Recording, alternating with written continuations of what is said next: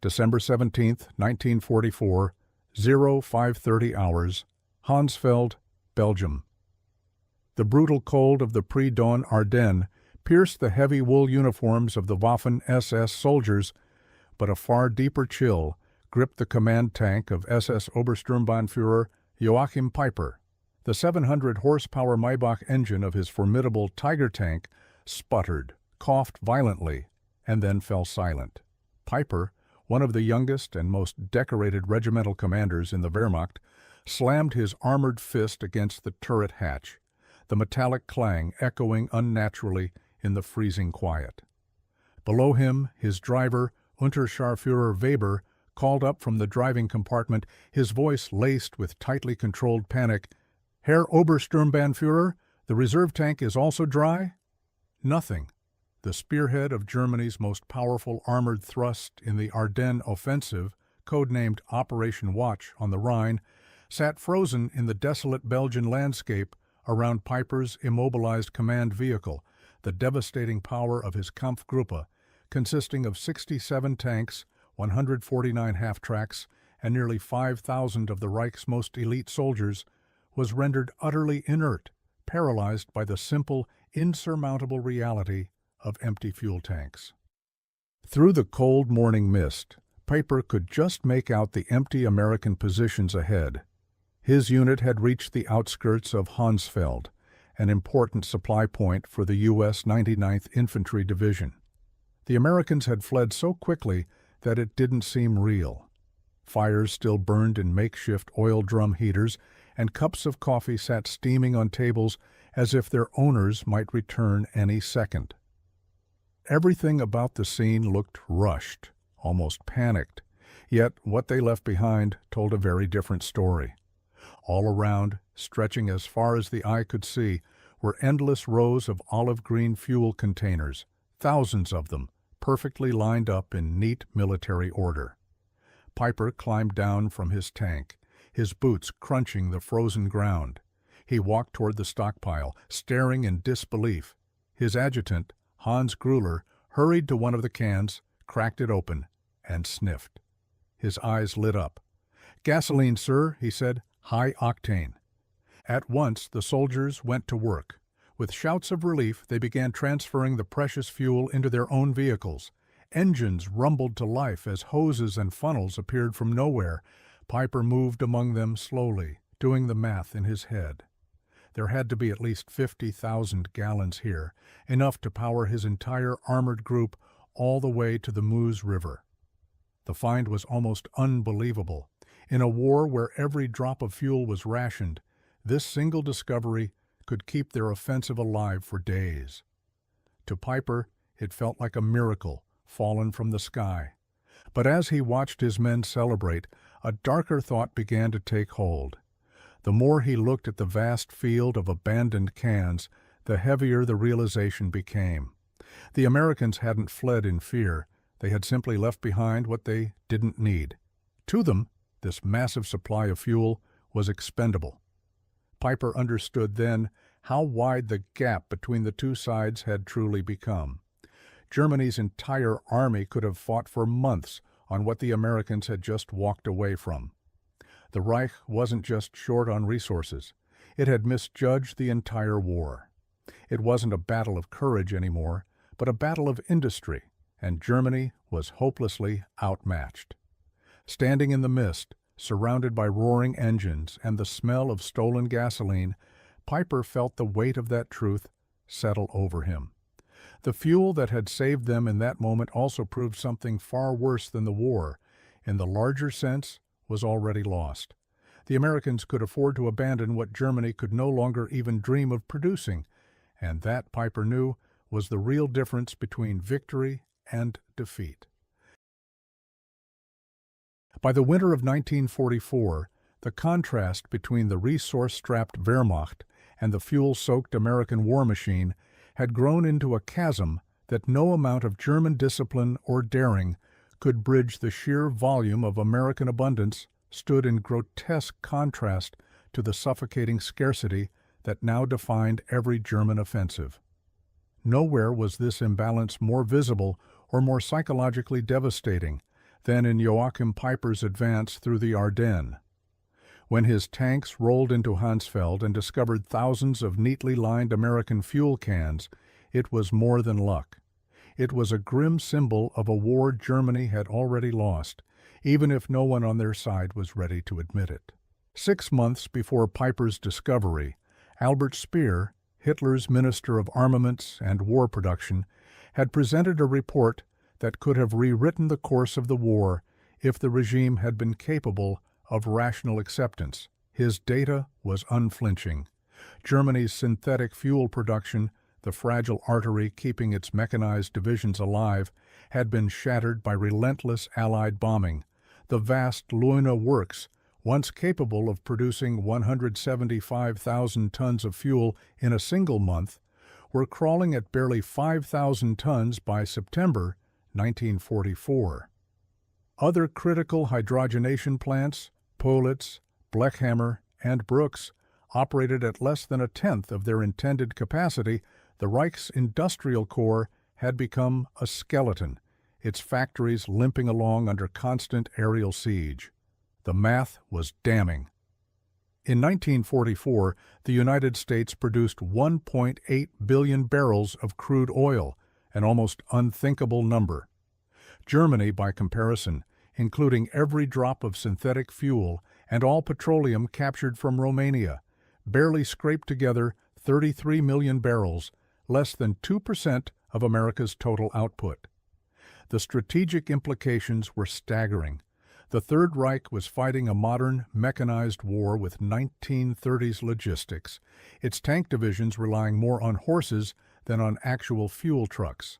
Peiper's tanks and half-tracks were roaring steel symbols of a delusion that precision, aggression, and tactical surprise could substitute for the crude arithmetic of industrial power. The entire concept of the Ardennes offensive was built on a fragile fantasy.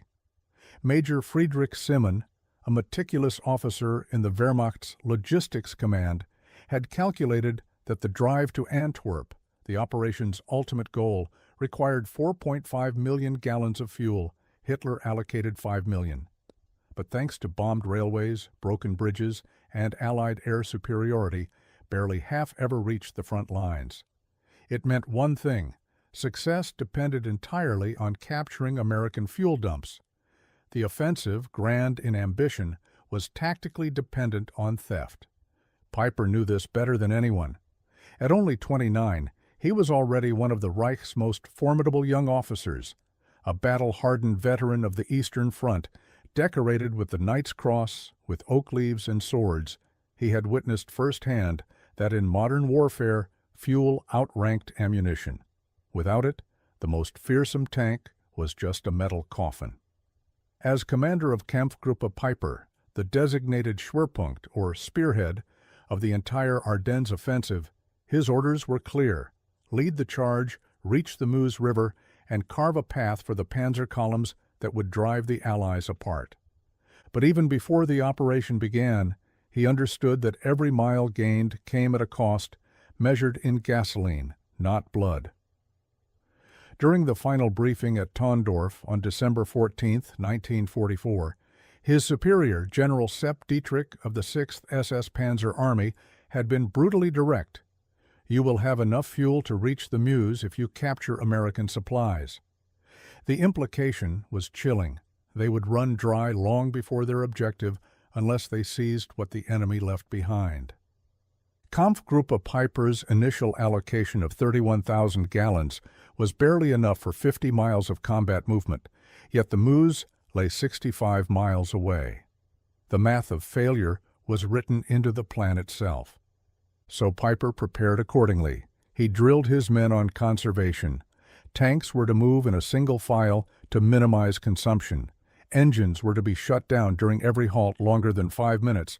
Every captured American fuel dump became a target of the highest priority, even higher than tactical objectives or enemy positions.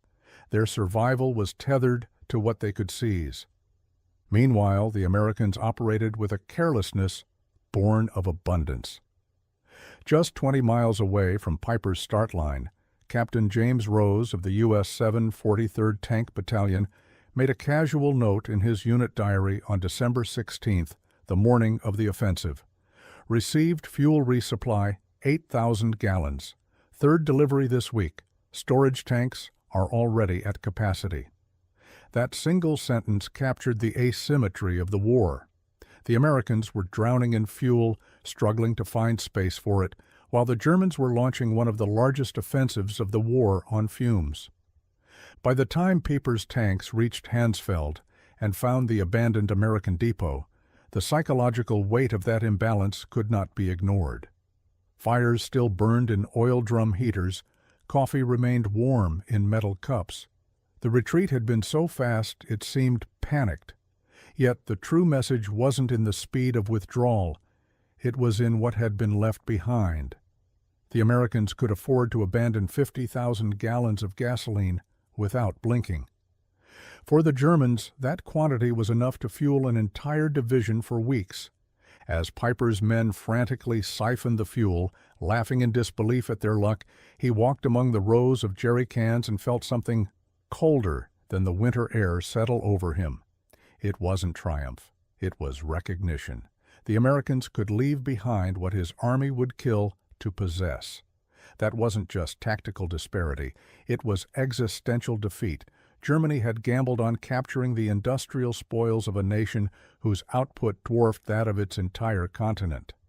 The war had already tipped irreversibly toward one side, not because of courage or genius or strategy, but because one side could build and burn, and build again without fear of running out.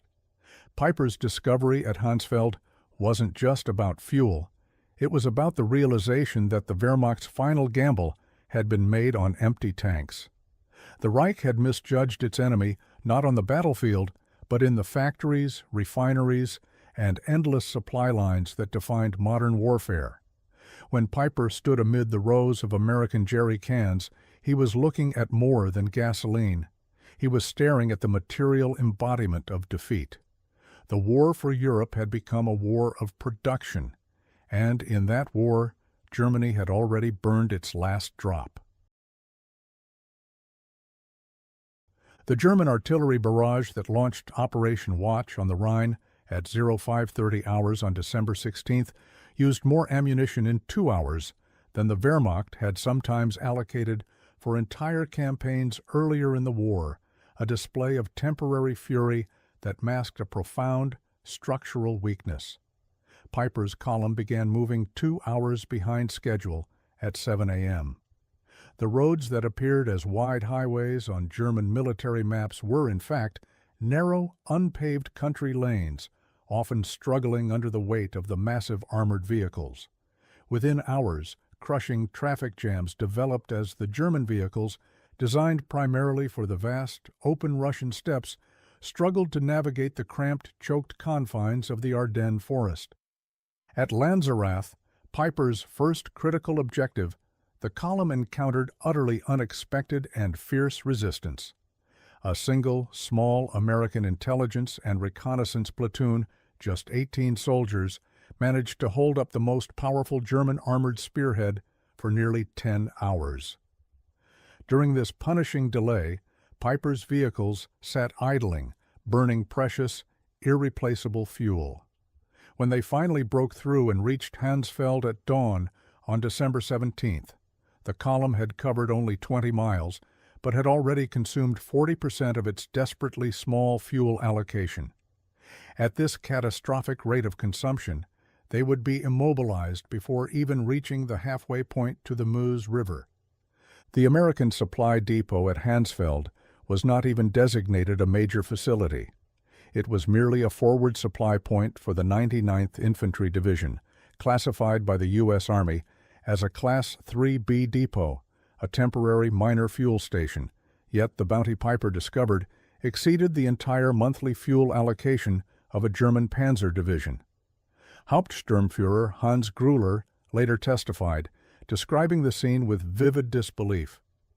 "We found pyramids of jerry cans, each containing 5 gallons of gasoline. They were stacked 3 meters high, extending for perhaps 200 meters. The Americans had not even attempted to destroy them. The captured fuel was high-octane aviation gasoline mixed with motor fuel that registered 80 octane or higher.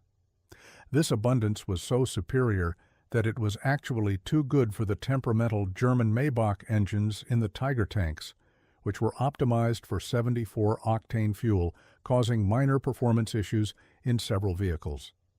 As Peiper's weary men refueled, they made discoveries that compounded their commander's sinking realization.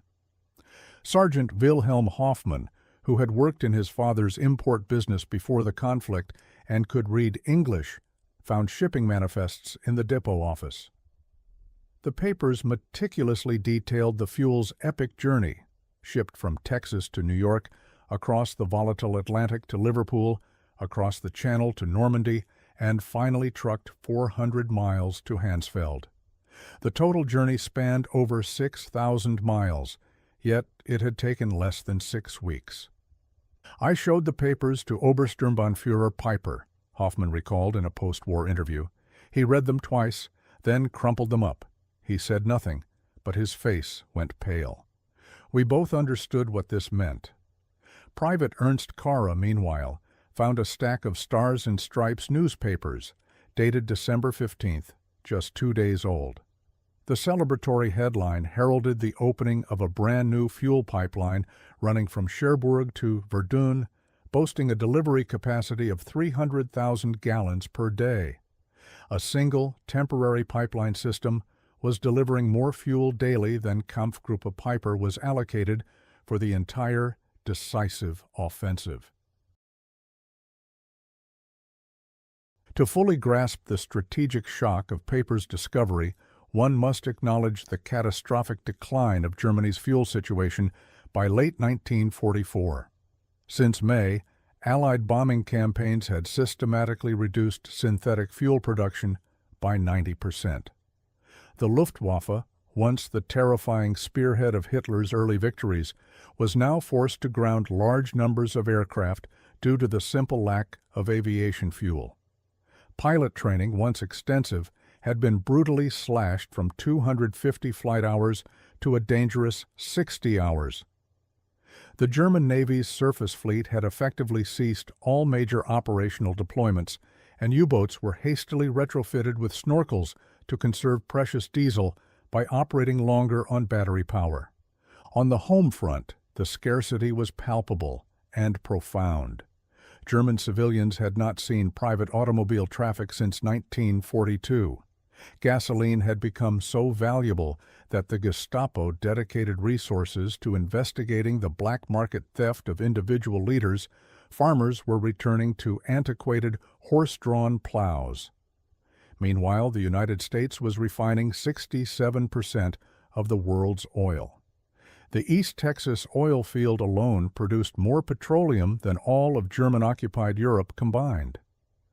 American refineries were operating at such staggering capacity that industrial giants like Standard Oil were experimenting with new petroleum byproducts simply because they were inundated with excess crude oil. It was into this abyss of production disparity that Peiper's column temporarily surged forward, buoyed by the 50,000 gallons captured at Honsfeld.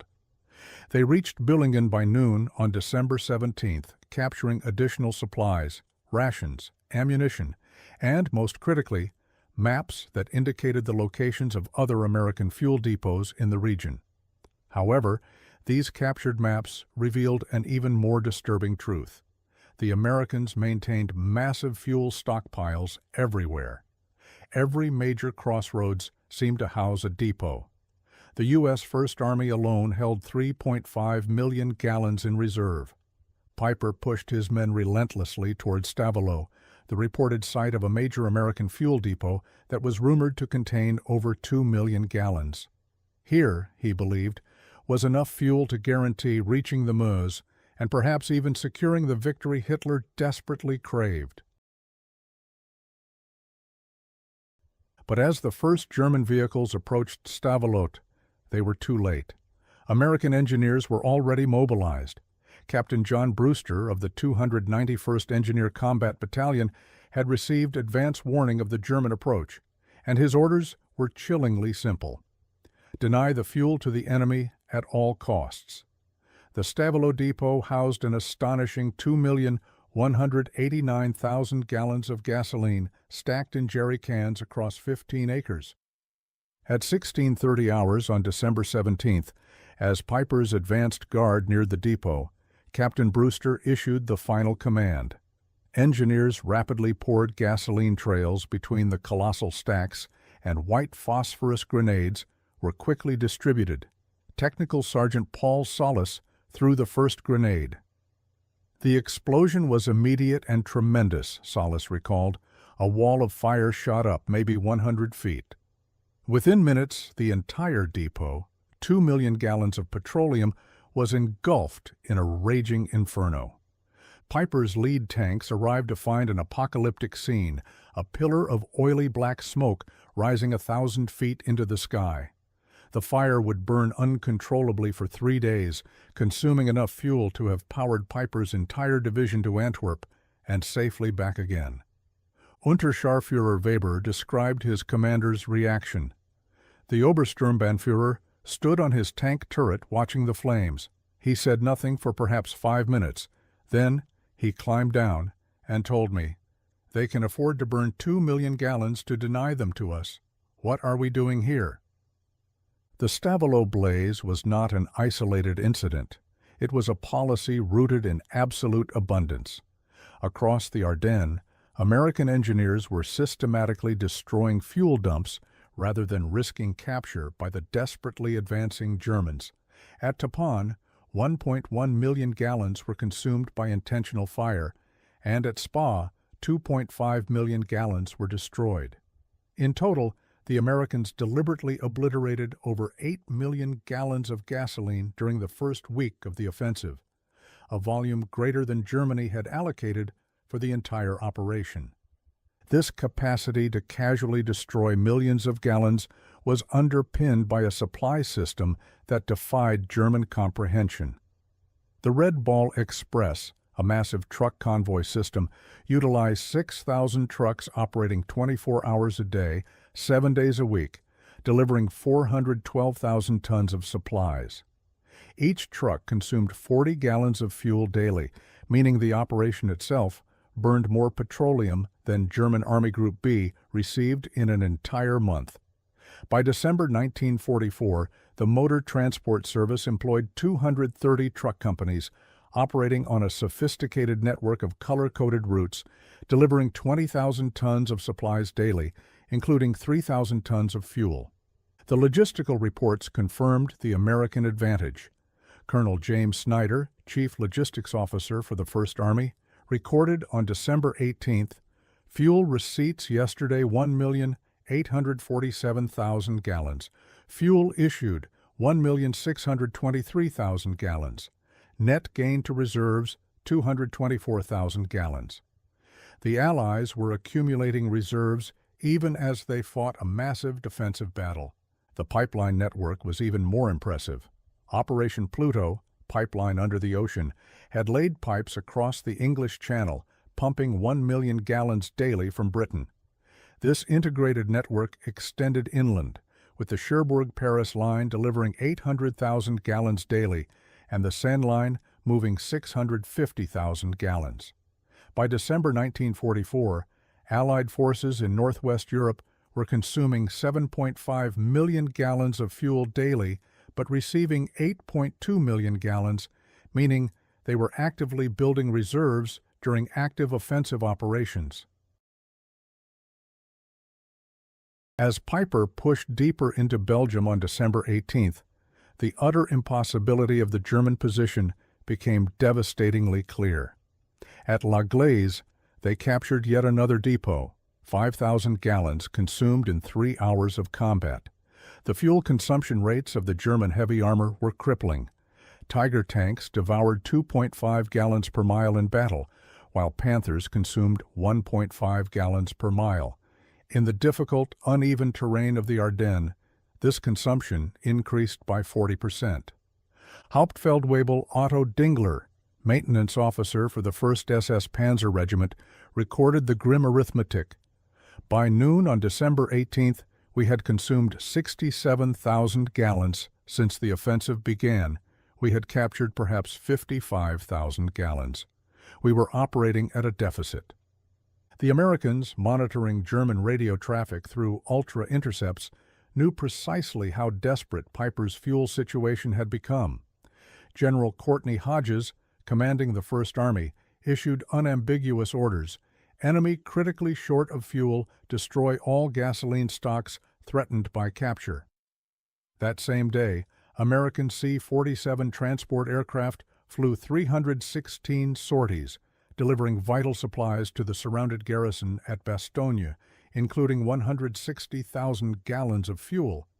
The Americans were airlifting more fuel to a single surrounded position than Peiper's entire Kampfgruppe possessed. By December 19th, as Peiper's forces engaged defenders at Stoumont, the fuel crisis was terminal. Tanks were being abandoned with empty tanks rather than from actual battle damage. Peiper consolidated his remaining supply, perhaps 8,000 gallons, enough for one final engagement or a single desperate retreat, but not both. Meanwhile, Allied planners were effortlessly preparing for January operations. Brigadier General Morris Gilland requested 245 million gallons for the coming month. The request was approved without any internal discussion. The contrast extended beyond mere quantity to fundamental industrial standardization. American vehicles were designed for interchangeable efficiency.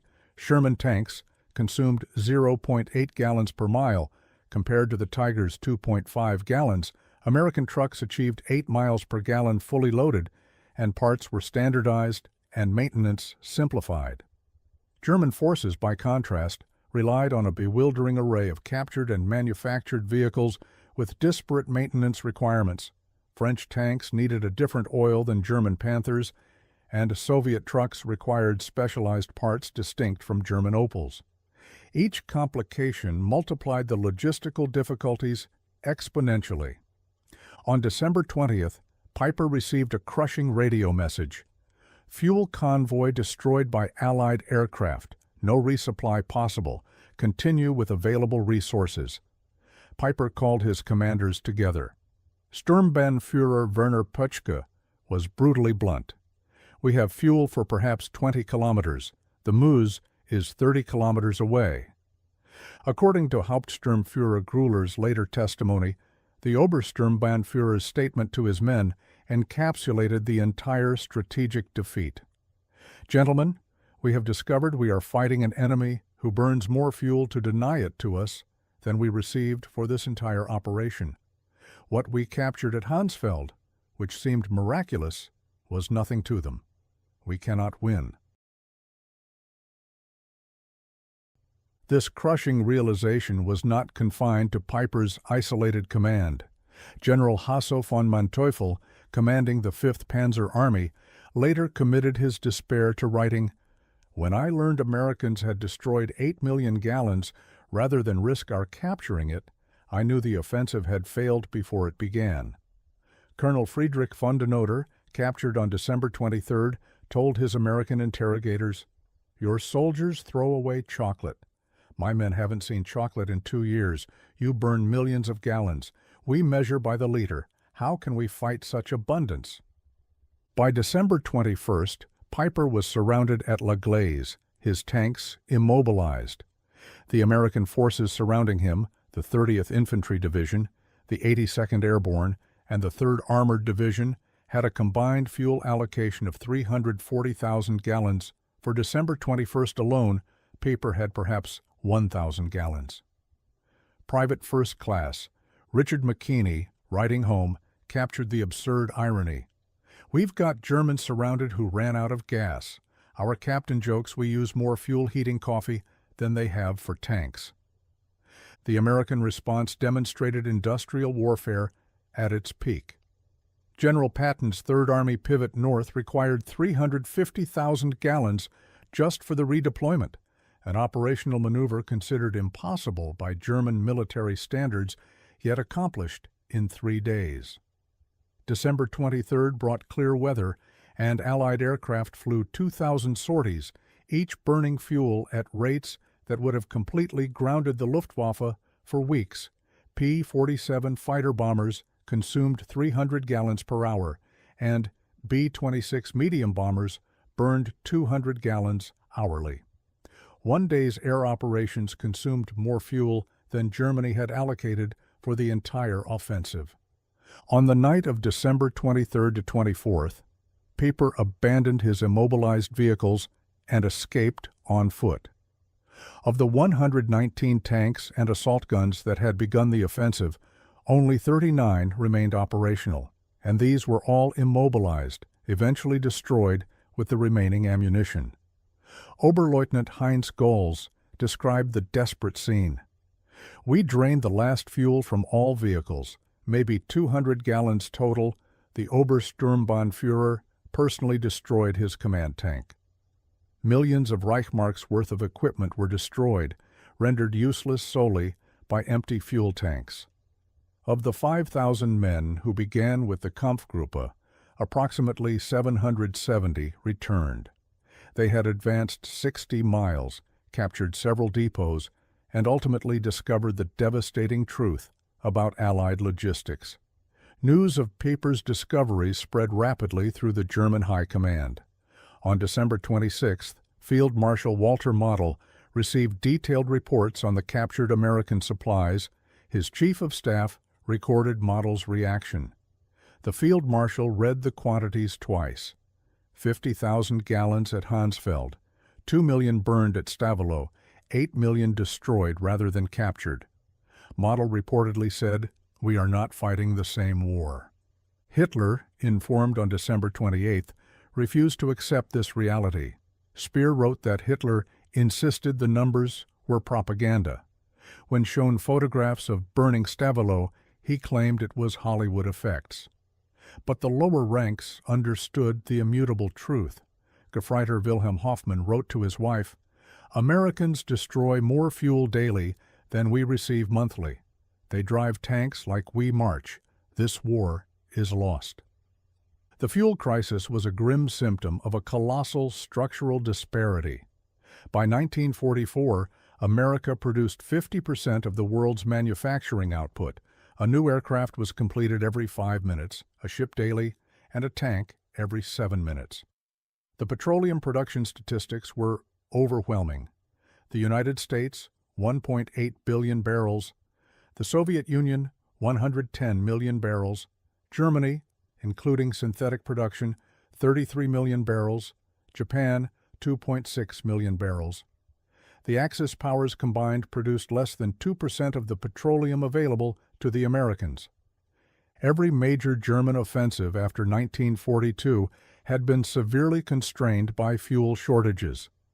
Every American offensive, by contrast, was supported by absolute abundance. German planners simply could not conceive of the scale of the enemy's reserves. Lieutenant Colonel Chester Hansen recorded a revealing incident on December 27th. A logistics officer reported that bad weather had reduced fuel deliveries to only 500,000 gallons daily. There was concern until someone noted that this exceeded Germany's total offensive allocation. German prisoners of war captured in the Ardennes were often more shocked by American waste than by Allied firepower. Seeing GIs discard half-eaten rations or use copious amounts of gasoline merely for heating shattered morale more effectively than artillery barrages. Aust gar Reichelm told interrogators, "We knew your production numbers abstractly, but seeing soldiers waste more than we possessed made them real. Every German who saw your casual abundance knew the war was hopeless."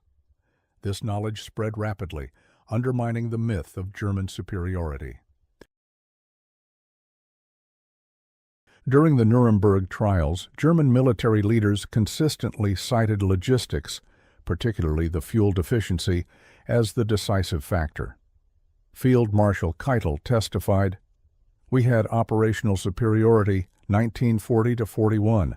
By 1944, we couldn't move forces for lack of fuel, while Americans moved armies like chess pieces." Peiper, during his own testimony, offered a chilling assessment. Every decision after December 17th was influenced by fuel shortage. We couldn't maneuver, pursue, or retreat effectively. Americans moved freely while we counted liters. General Heinz Guderian wrote that when Peiper captured 50,000 gallons, which meant everything to him but nothing to the Americans, the war was over. The story resonates because it marks the true conclusion of industrial warfare. The romantic notion of the warrior ethos died in the Ardennes, extinguished among empty fuel tanks. Dr. Richard Overy calculated that by 1944, Allied to Axis production ratios exceeded 5-to-1 in major categories, but in petroleum it approached 50-to-1. These overwhelming advantages could not be overcome by superior training or tactical skill. America produced 324,750 aircraft during the war. Germany, 119,970. Americans built 88,410 tanks. Germans built 46,857. But the most telling statistic remained petroleum. America refined 1.8 billion barrels of oil in 1944 alone, while Germany scraped together 33 million barrels. December 24, 1944.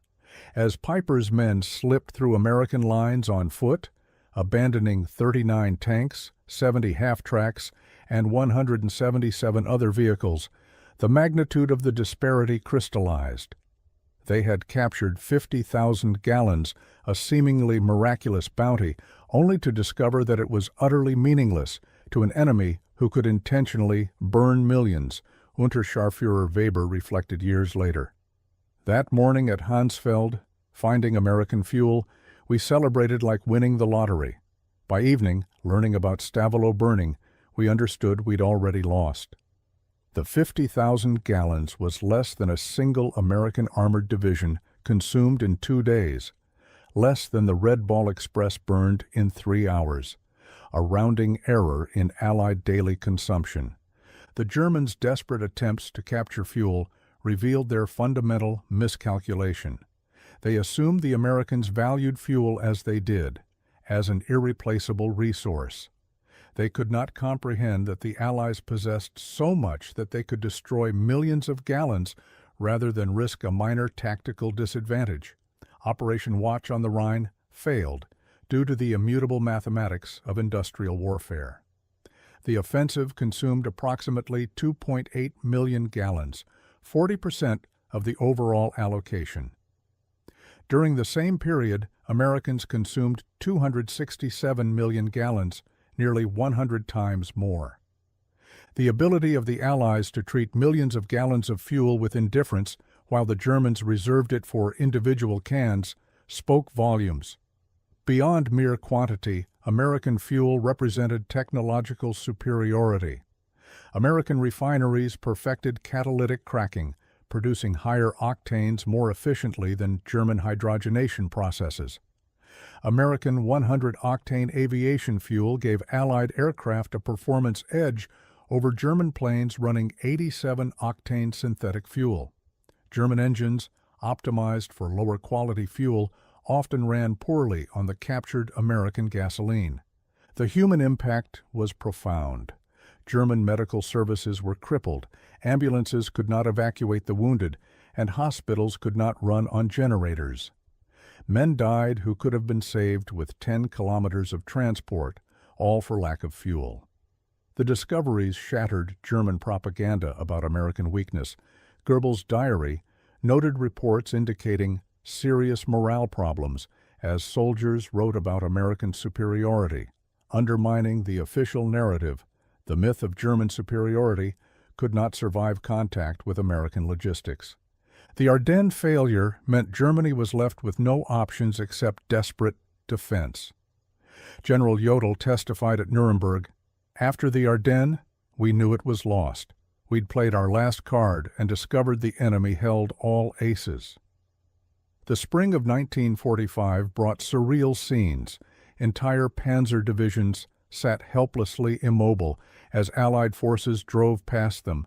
As Major General Fritz Belein described, We had 42 operational tanks, experienced crews, ammunition.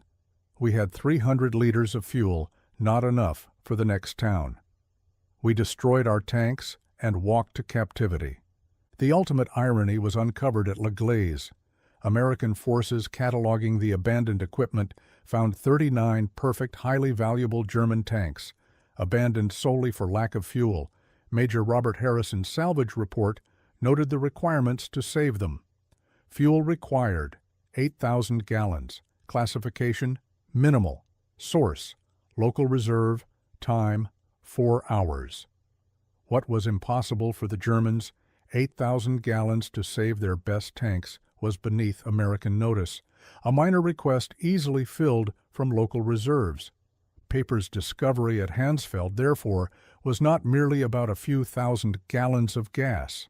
It was the moment when the mathematical reality of American industrial capacity, mobilized fully for war, became undeniably apparent. Honsfeld revealed what had been true since 1942. Germany was fighting the impossible, measuring its defeat in gallons, while America measured its victory in oceans. The Tiger tank rests today in the La Glaise Museum, its fuel gauge permanently set to empty, a silent, immobile monument to the brutal moment when tactical excellence met logistical reality and lost. We recall the haunting exchange between former German soldier Karl Wortmann and American Staff Sergeant Roy Anderson years later at a veterans gathering. Anderson confessed, "We never knew you were that short. We had so much we never thought about it." Wortmann laughed bitterly. "We stopped because the tanks were empty. You burned millions to keep it from us. How could we fight that?" This final realization that the enemy could casually waste what you would willingly die to possess shattered the illusions of the master race and exposed the final fatal weakness of the Third Reich. The story of the captured 50,000 gallons is a testament to the industrial scale of the Second World War. It was a conflict won not by the genius of generals or the courage of warriors, but by the relentless, overwhelming productivity of factories and refineries. In a world perpetually grappling with scarcity and resource conflicts, the fate of Peiper's Kampfgruppe compels us to reflect. Are modern conflicts still determined by the moral fortitude of the fighting force, or have we fully entered an era where victory is, and forever will be, predetermined by the sheer, unassailable might of industrial and logistical abundance? The empty tank at La Glaise whispers a cold answer.